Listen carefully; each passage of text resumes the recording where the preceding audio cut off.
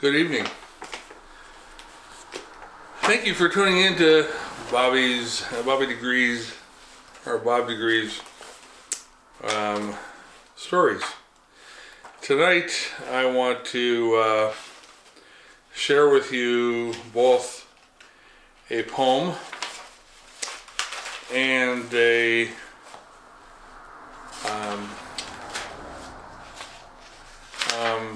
story.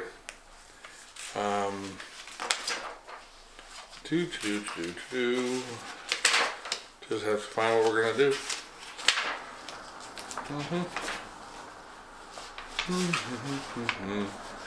Well, let's start off with the poem. It's called Dreams About When I Was Young. Dreams about when I was young, and people thought that I was fun. Now I sit alone, with what hair I have left turning white, wondering if it's moving all too fast or if it's just moving just right. I get up in the morning, have my cup of energy to get on the move, hop in my truck and think about all the things I have to do. I spent a moment trying to remember what I just forgot, not knowing where I am going or when I'm supposed to stop. The road moves underneath me until I end up where I'm supposed to be. Then someone calls or texts me and my brain fragments like branches on a tree. Satisfaction and worry seem to interchange in my head as the day becomes night.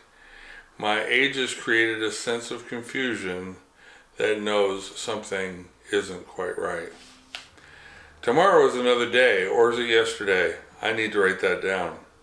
Every day goes by so quick, it's like listening to your favorite record without any sound. My bones ache, but that's not the least. Gone are the summers of heat and being a beast. People around you die and you think, wow, they died young.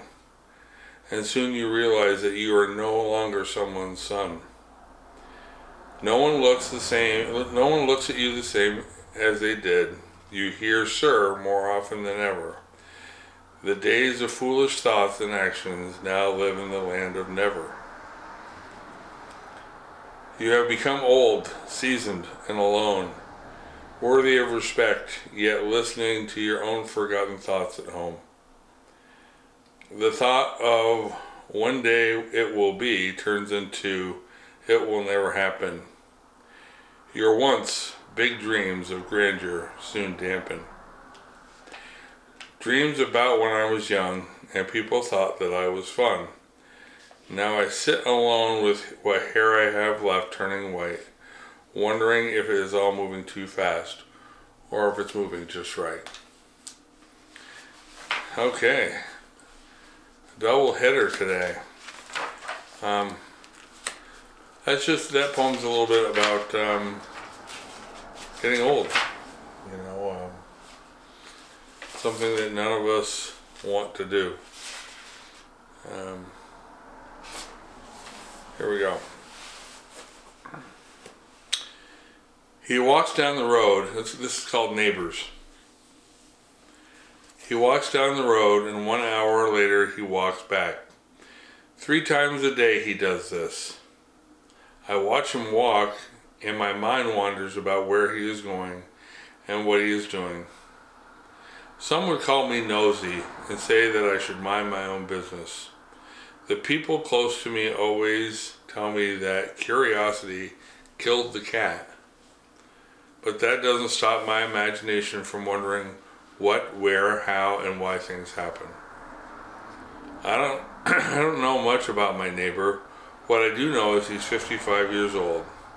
His face and hands are worn like bald tires from a life of hard work, not enough love or money. A friend of mine told me that he thought he may have spent some time in prison for killing someone. He said this man could snap like a dry twig on a summer day. He told me I should stay away from him if I knew what was good for me. I've been watching my neighbor for 5 years now. I've even thought that he might be meeting a beautiful young lady for a soft romantic rendezvous. Another thought was maybe he was breaking into my neighbor's garage, stealing something to help him pay for his next meal, something to give him the energy to push forward for another day, or plotting his next murder. One day I got up the nerve to follow him on his walk.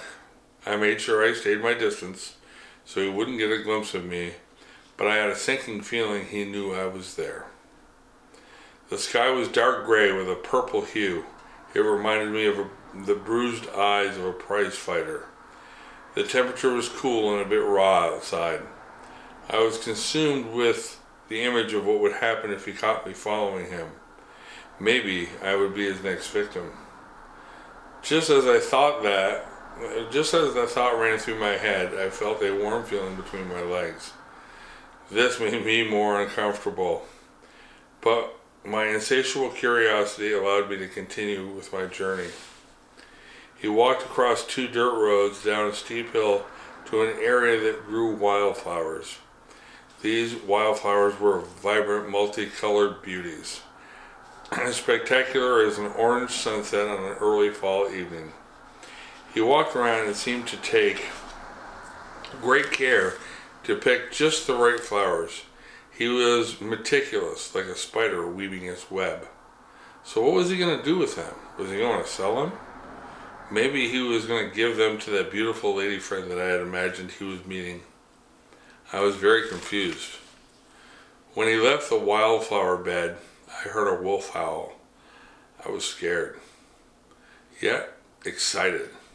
He took a right turn and walked down through an old metal gate, one that, when opened, creaked like an old bed spring.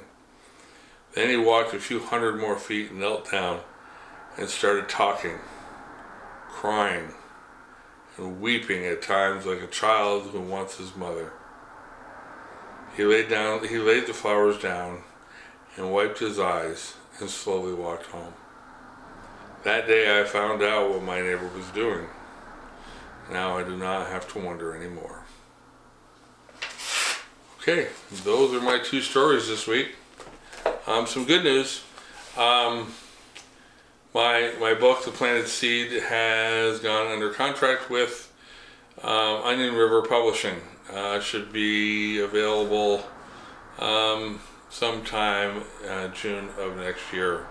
So I'm pretty excited about that, and I'm excited that you took the time out of your life to spend some time with me this evening or whenever you're watching this video. It really does mean a lot to me.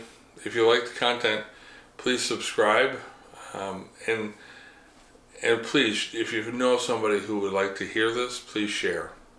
Thank you very much for coming and spending a moment with me.